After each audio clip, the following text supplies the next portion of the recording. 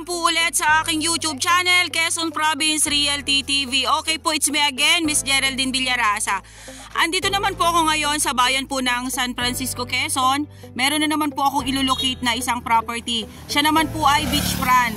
Dito po sa National Highway, nasa 30 meters po ang lapad niya dito, yung frontage niya dito. Then ito po ay along National Highway. Ang sukat po niya ay 1,200 square meter na beachfront. Okay po, tara guys, at ipapakita ko po sa inyo yung 1,200 square meter na beachfront. Okay po, yan po.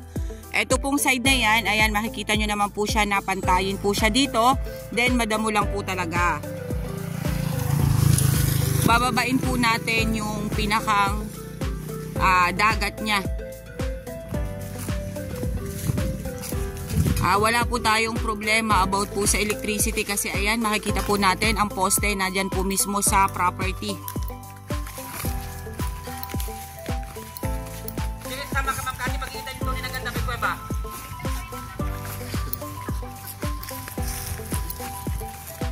Ganda sa bawang ito. Flat na flat po dito sa gilid po ng National Highway. Ano po? Sa lahat po ng mga buyers na bumibili po ng mga beachfront, ito pong property na to, murang-mura na po siya. 1,200 square meter lang po siya. Yung mga, ang budget po ay pang maliitan lang, ito na pong property na ito.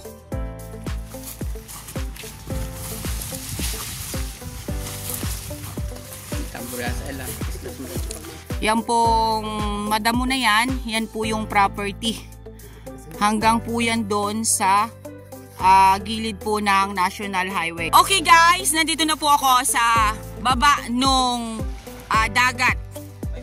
Yung pong kaninang dinaanan natin, yun po yung gilid po ng National Highway. Ito na po ang dagat niya.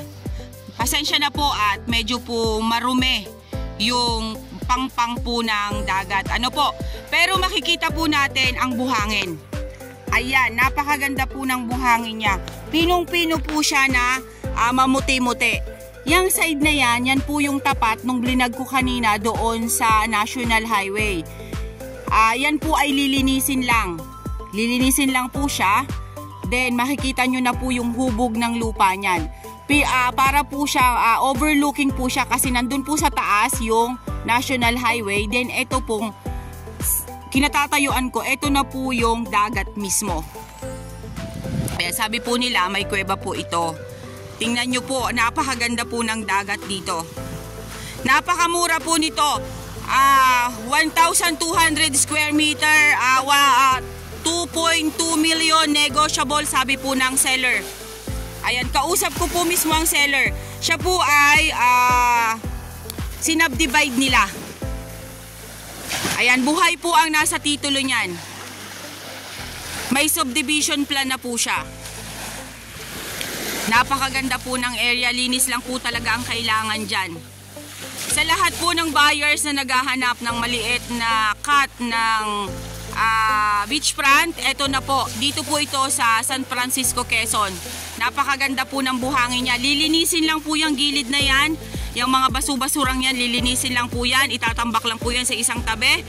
Then, makikita nyo na po ang kagandahan ng dagat na to. Then, yan pong nasa taas na yan, hawanin lang po yan. Overlooking na po siya. Kita po ang Alibihaban Island. Ayan po, yan po ang kabilang part ng property. Yan po ay nasubdivide na nga po. Ayon po dun sa kinikwento ko sa inyo. Napakalinaw po ng tubig niya, oh. Then, yan pong natututukan na yan ng aking camera. Wala po kayong makikitang tulad ng ibang mga beach na may mga bato siya na matatalas. Ito po hindi. Napakapino po ng buhangin niya. Ngayon po ay medyo po dumadami na yung tubig. Pero sa linaw po ng tubig, kitang-kita mo po talaga na maayos po yung dagat niya. Wala po siyang mga bato doon sa may tubig na yan. Yan, lilinisin lang po siya, aayusin lang po yan. Napakaganda na po ng property na to. Murang-mura na po ito sa presyong yon. Ito po yung sinasabi nilang kuweba dito sa loob. Ayan, ayan pong loob na yan. Hindi ko po siya mapapasok kasi nakakatakot po siya. Yan. Mga bato po siya na malalaki. Itong anong to. Ito po. Mga bato po siya na malalaki. Oh. Yan, hanggang taas po yan. Hanggang dun po yan sa tapat nung National Highway kaninang pinag-umpisahanan ko. Kulang lang po talaga siya sa linis.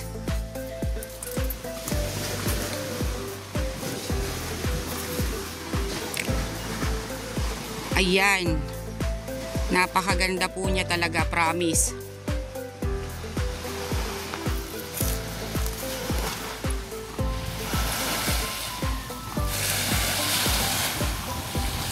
Kuya, kasama pa pare? Hanggang dito lang po itong bato na to. Ayan po, hanggang dito lang po ang property. Ayan. Then yun po, may kuweba po dun sa side na yon. Hindi na po natin siya papasukin. Ano po?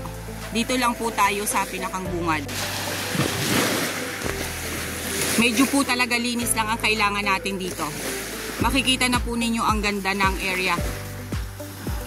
Kung sa tubig po, napakalinaw po ng tubig. Hindi po siya katulad ng ibang dagat na beachfront na kapag pa po sumalpok ang tubig papunta dito sa baybayin ay ang kulay po ng tubig niya ay iba.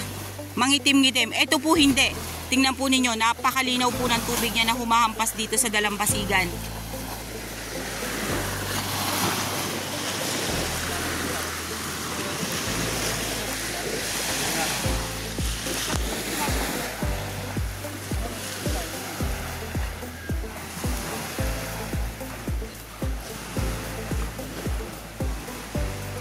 Kuya, alin ang Boreas Island dyan? Okay po, ayan po. Kita-kita po ang Boreas Island. Ayan pong side na yan. Dito po talaga sa San Francisco, Quezon. Napakagaganda po ng beach dito. San Francisco at San Andres, Quezon. Napakagaganda po ng beach niya. Pero dito po sa San Francisco, kalimitan po dito ay ganyan po, white beach. Wala na po kayong hahanapin pa dito kasi unang-una po gilid po siya ng National Highway. Pagbabangon nyo po ng sasakyan nyo, ayan na po ang property. Then meron po tayong source of electricity. May poste po doon sa loob mismo ng 1,200 square meter. Then ito nga po ay overlooking dyan sa side na yan. Then ito na po yung karagatan niya.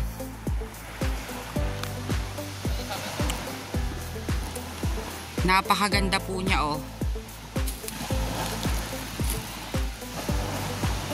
Okay guys, avail nyo na po ang property namin. Dito po ito sa San Francisco, Quezon. 1,200 square meter along National Highway with source of electricity. Overlooking po siya. Kita po ang Boreas Island. Then white beach po siya. Napakalinaw po ng tubig niya. Okay po, once again po ako po ang inyong site locator, si Miss Geraldine Villarasa. Muli po ako maglalambing. Paki-like and share po ng aking mga vlog. And pasubscribe na rin po ng aking YouTube channel, Quezon Province Realty TV. Makikita nyo po sa mga screen nyo ang aking number ng WhatsApp at Viber. Paki-contact na lang po ninyo ako dyan. Ako po mismo ang inyong makakausap. Once again po, thank you po for watching!